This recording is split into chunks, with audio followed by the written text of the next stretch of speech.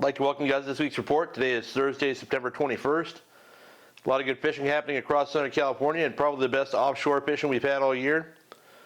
We've had decent weather in the forecast here last few days, and looks okay for the weekend. A little breezy offshore, but nothing too bad for sport boats or bigger private boats. You know, skiffs might have a problem around Clemente, but most areas look pretty fishable overall. So I got a lot to cover, so I'm going to head up to the Channel Islands to get started. The bite up there continues on. You know, there's inshore and offshore stuff happening. I know the full day boats like the Aloha Spirit are having good bass fishing and catch some nice rockfish. Up there offshore, they're still getting bluefin tuna. I know the Island Tack had a couple earlier in the week, and I think the Aloha Spirit had a couple as well. Private boaters are still getting some fish up there. I know over the weekend they had the Los Pescadores Pesky Marlin Tournament at a Catalina. I'm pretty sure some of the boats went up that way. I know there was some marlin caught, and also Bruce and Swagger with his crew, they actually got a surface swordfish, so congratulations to those guys. Yeah, I think most of this stuff is going to continue until we have some kind of major weather shift that's going to cool down that water dramatically. So I don't really see anything like that in the forecast this week, so I think you're probably good to go. You know, it also may change on the next full moon, but for now I think we're in a pretty safe cycle, lunar cycle anyway. You know, I'm going to head down to Catalina next. A lot of boats been fishing down there and doing pretty good. Starting inshore, my friend Ron Matro fished cat, I think on the weekend. Had really good bass fishing, got some nice fish down the east end. This is a great time of year to fish calicos down there. It's real stable water.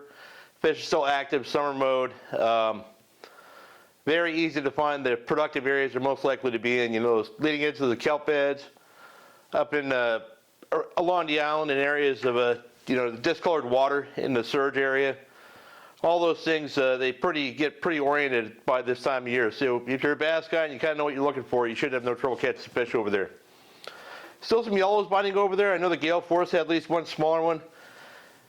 And the pursuit had a real jumbo, like a 50-pounder the other day, which is amazing. And it's funny, Catalina seems to kick out a fish like that every few years, and they got this one, so a really nice fish for those guys. There's also bluefin at the island, and when I say at the island, they're right up at the island. 80 feet of water. The gale force got into a big school of them the other day, and I don't know how many they landed, but they hooked a bunch on surface iron while they were fishing for yellows and bass.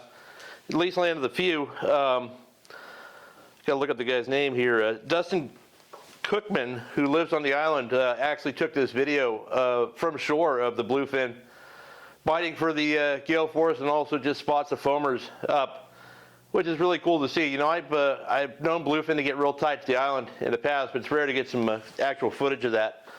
And so it just shows you can never look too shallow when you're looking for bluefin tuna. A couple of years ago, I saw one in the kelp line just outside of the kelp line at Palos Verdes come up while I was fishing bass. Luckily, I did not hook it. So the boats at Cat are getting those fish running and gunning. I know the gale force has been doing that, but they're getting some real big ones flying that California Flyer artificial flying fish. I know they got a couple the other day, and I think a trip before that they only had two frozen flying fish in the boat, and caught fish on both of them. But yeah, if you want to do a local trip, that gale force is pretty hard to beat. Jared and his crew are really dialed in on that kind of stuff. I'm sorry, I've got a lot of notes today because there's a lot of stuff going on. Oh, so we're going to head out to Clemente. Not a whole lot except bombing happening at the island here for the last couple weeks. And it's pretty extensive closures. There are this weekend some openings of small sections of the island for certain times. So you could probably slide in there if you're one of the boats fishing War Heroes on Water, which is this weekend. If you're unfamiliar with it, the War Heroes on Water, something that Anthony Shea started. It's the guy from Bad Company Adventures on Instagram. Fun to follow if you don't. Taking out wounded veterans. I think this year we have almost 50 boats taking veterans out. People donating their yachts, their crew, their fishing tackle, and all the other stuff to say thank you to these people who have served on our behalf. And I'm going to be on the playing hooky with Bill Larkin and helping out with them. And we're probably going to do this tournament has a combination of prizes, or not prizes, but points. So everything from rockfish, calico bass, yellowtail, white sea bass, tuna, dorado, marlin, halibut, everything counts in a certain amount of points. And to win this tournament, the high angler is going to have to catch a variety of fish. So it's a 2-day event, and we're going to try and target rockfish, bass, hopefully yellowtail, maybe halibut, tuna, and dorado during those 2 days. And should be a fun challenge. It's always an enjoyable tournament with some really quality people I've met during these events in the past. But like I said, you know, Clemente, you might be able to anchor there overnight in certain areas, but during the day there's a lot of stuff happening in and around the island. Speaking of in and around the island, those big bluefin have been out there for a couple weeks now. They're kind of behind and below and above depending on the day, and all the overnight boats and multi-day boats are targeting those big bluefin, have been fishing that zone. Real hard to catch those fish. You know, we see these hero shots of somebody holding up a big fish they got at night, or a nice one on a deck they got during the day. But you know, I always talk about the nighttime tangles and all the other horrific stuff that goes on. But the Thunderbird had a charter where they went out, and I think they had 41 bluefin for 143 hookups, which I guess that's not too bad on rental gear, but if you're a deckhand or captain on that boat, you probably want to beat your head against the wall while trying to deal with that mess. Yeah, you know, that's I have not been out in that zone, but it doesn't sound like it's up foaming around out there so much as it's just plunker bites or night bites, things like that. But you know, if you're one of the boats working War Heroes in the water and you want to go check that out and you got the gear for it, I'd say why not. So let's slide in a little bit to our local offshore scene, which I'm going to call everything from Newport Beach, or heck, Long Beach, down to San Diego, and out to about 40 miles, which I think would include the 181, 182, all that stuff, all the way down to the Mexican border and those banks down there. There's a tremendous amount of tuna down there right now. Yellowfin and bluefin mixed, a variety of sizes, nothing too big. I think a 50 pounder is pretty big in that zone, at least from what I've heard. I talked to Kyle Meza, and his son Tristan went out, I think on Friday out of Newport, just hung a left and ran down to the beach, had a good shots on some nice yellowfin tuna on the skiff. Real fun fishing for those guys. You know, it's just driving until you find them. If they're bluefin, they might be up foaming. If they're yellowfin, they might be breezing. They might be on dolphins. Might be associated with a kelp patty that might also have some nice dorado on it.